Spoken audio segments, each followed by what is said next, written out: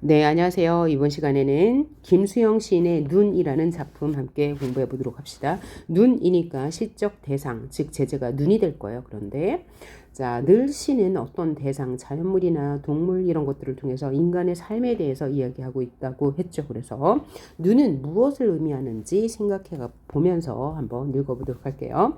눈은 살아있다, 떨어진 눈은 살아있다, 마당 위에 떨어진 눈은 살아있다. 그래서 눈은 살아있다를 점층적으로 반복하면서 시상을 전개하고 있네요. 기침을 하자 젊은 시인이여 기침을 하자 눈 위에 대고 기침을 하자 눈 들어보라고 마음 놓고 기침을 하자. 그러니까 젊은 시인은 지금 긍정적인 사람은 아닐 거예요. 왜냐하면 젊은 시인에게 기침을 하자 하고 청유형 어미를 통해서 권유하고 있는데 젊은 시인에게 기침을 하라고 하는 이유가 뭐예요? 눈 위에 대고 기침을 하라고 하는 이유가 바로 다음 연에 나와 있어요. 한번 봅시다.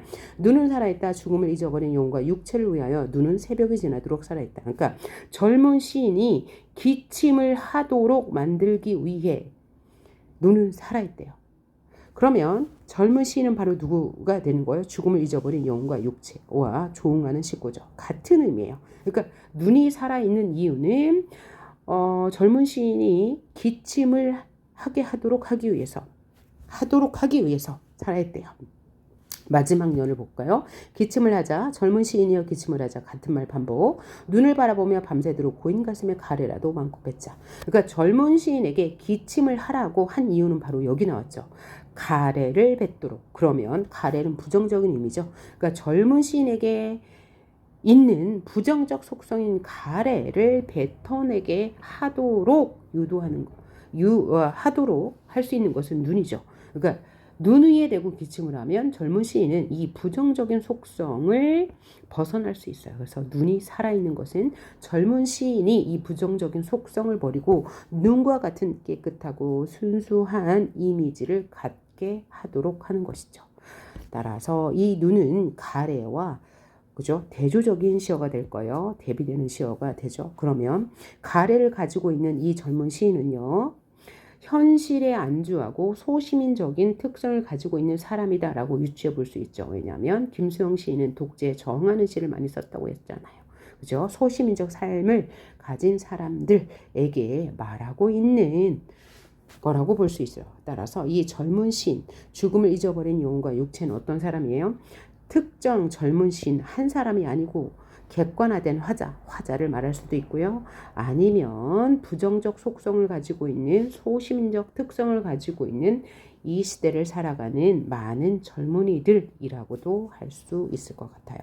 그래서 이 시는 자연물인 눈의 속성을 가지고 뭐 하고 있어요? 바람직한 인간의 모습을 제시하고 있죠. 폭포와 비슷한 결의 시라고 할 수 있습니다. 단지 표현법은 다르죠. 기침을 하자라고 청유형 어미를 반복해서 화자의 의지를 강조한다고 볼 수 있고요. 또 이 점층적 반복을 통해서 계속 화자의 이런 추구하는 바, 주제를 강조하고 있죠. 젊은 시인은 이런 부정적인 속성을 버리고 독재에 저항하는 마음을 갖자라고 이야기하고 있습니다. 자, 그러면 이 시는 가래와 눈의 대조가 있으니까 상징적인 시라고 할 수 있어요.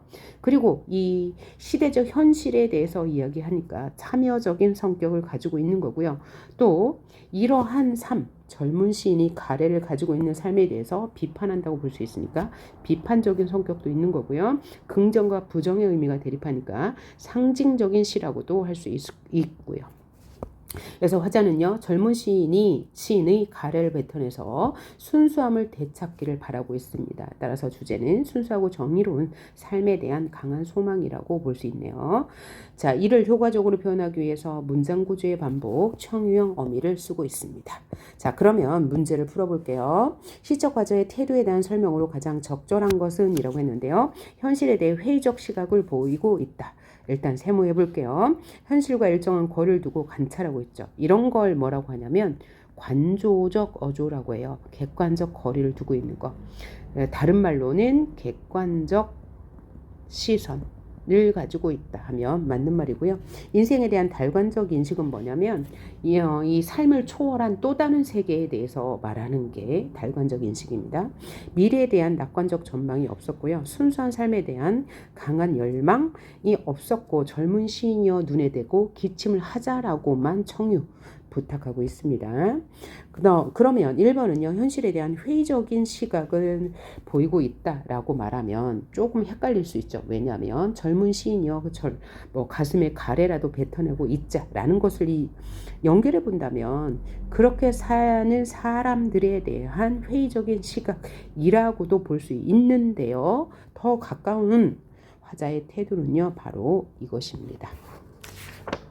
그 다음 31번 풀어볼까요? 이 시의 표현상 특징으로 적절하지 않은 것은 이라고 했는데요. 1번을 보니까 동일한 문장 구조의 반복을 통해서 운율을 형성하고 있죠. 처음부터 끝까지.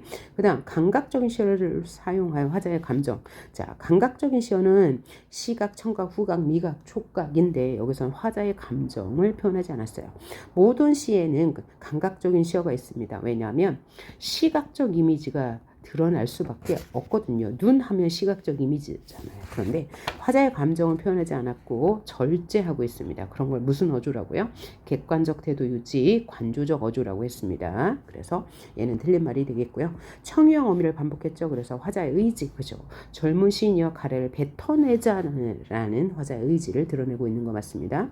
문장의 변형이 있었죠. 젊은 시인이여 기침을 하자 어쩌고 저쩌고. 첨가도 있었죠. 점층적 반복 맞고요. 대립적 이미지를 지닌 시어 뭐 있어요? 눈과 가래를 통해서 주제의식을 심화, 강화하고 있다. 그럼 맞는 말이죠. 그 다음 32번 한번 풀어볼까요? 이 시와 다음 보기의 시가 지닌 공통적 태도를 찾아라 라고 이야기하네요. 자, 일단 이 시에서는 젊은 시인이여 기침을 하자 라고 반복하면서 청유형 어미를 통해서 화자의 의지를 강조한다고 했죠. 그럼 여기도 한번 볼까요? 죽는 날까지 하늘 우러러 한 점 부끄러 먹기를 나는 소망했다. 생략된 되고요. 거고요. 윤동주의 서시죠. 바람에 이는 바람에도 나는 괴로워했다. 이건 과거의 모습이고요. 별을 노래하는 마음으로 모든 죽어가는 것을 사랑해야지. 그러니까 미래의 모습이네요. 아직 실현되지 않은 거죠. 그리고 나한테 주어진 길을 걸어가야겠다. 라고 미래고요.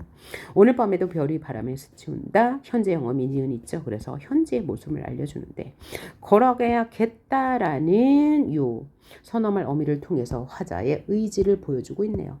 그래서 윤동주 시니까 지난 삶에 대한 성찰과 앞으로 삶에 대한 의지가 나타나 있는 시. 그죠? 하나도 틀린 게 없이 윤동주의 시의 결은 모두 다 이렇습니다. 그럼 뭘까요? 공통점은 현실적 실현의 정신적 극복.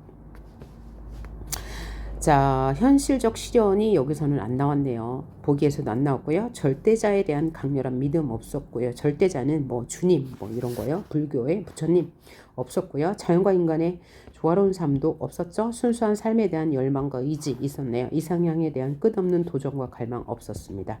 이상향이라는 것은 화자가 바라는 곳입니다. 뭐뭐하는 곳 없었습니다. 그 다음 문제를 보도록 합시다. 단빛을 준 시어 중 이 시의 눈과 함수적 의미가 유사한 것은 그럼 어떻게 풀라고요? 눈은 긍정적인 의미죠. 뭐 순수 이런 걸 의미했어요. 그러면 긍정적인 의미를 가진 시어 순수 뭐 이런 거 찾으면 돼요. 긍정으로 표시할 수 있는 것은 다 눈과 함축적 의미가 상통한다고 보시면 되겠습니다. 1번 볼까요? 지금 눈 내리고 매화 향기 홀로 아득하니 여기 가난한 노래에 씨를 뿌려라. 그럼 여기서 눈은 내린다 그러면 자연의 눈이죠. 근데 함축적인 의미는 뭐냐면 여기서는 실현이에요. 지금은 눈이 내리고 매화 향기만 아득하니까 내가 노래에 씨를 뿌릴 거야. 이육사의 광야라는 시거든요. 그래서 여기서 눈은 실현을 의미합니다. 2번 새해의 눈시울이 순수의 얼음꽃 자연이네요. 얼음꽃은 자연이죠. 눈 승천한 눈물들이 다시 땅 위에 떨고 있는 백설을 담고 온다. 백설은 눈이죠. 그러니까 여기서 눈은 그냥 순수한 자연입니다. 3번 희미한 눈발 눈발 이는 어느 이뤄진 추억의 조각이기에 싸늘한 추억 왜 이렇게 설레이느뇨. 그러니까 이 눈을 통해서 추억을 되살리고 있습니다. 그래서 이 눈은 추억의 의미를 담고 있네요. 4번 늦은 저녁 때 오는 눈발은 말집 호롱불 밑에 분비다. 늦은 저녁 때 오는 눈발은 조랑말 말굽 밑에 분비다 라고 했는데 여기서 그냥 눈은 자연으로서의 상황을 보여주네요. 여기서 긍정도 부정도 찾을 수가 없네요. 그 다음 눈 내리는 풍경 세상은 지금 묵념의 가장자리 지나온 어느 나라에도 없었던 설레는 평화로서 덮이노라. 눈은 그러면 평화다. 긍정적이니까 5번이 맞는 말이 되겠네요. 그 다음 기억과 시적 의미가 호응되는 시구. 호응되는 게 뭐라고요? 같은 의미. 의 시구를 찾으면 되는 거죠. 호응되는 시구 같은 의미. 의 시구를 찾으면 돼요. 시구는 띄어쓰기가 하나 이상 있는 거고요. 그러면 기억은 뭐냐면 젊은 시인이라고 했습니다. 젊은 시인과 같은 의미를 가진 것 뭐라고 했죠? 바로 하나 둘 셋 3년에 나오는 죽음을 잊어버린 영혼과 육체 이렇게 찾으시면 되겠고요. 그 다음 기침을 하는 행위가 가진 상징적 의미를 써라 라고 했는데요.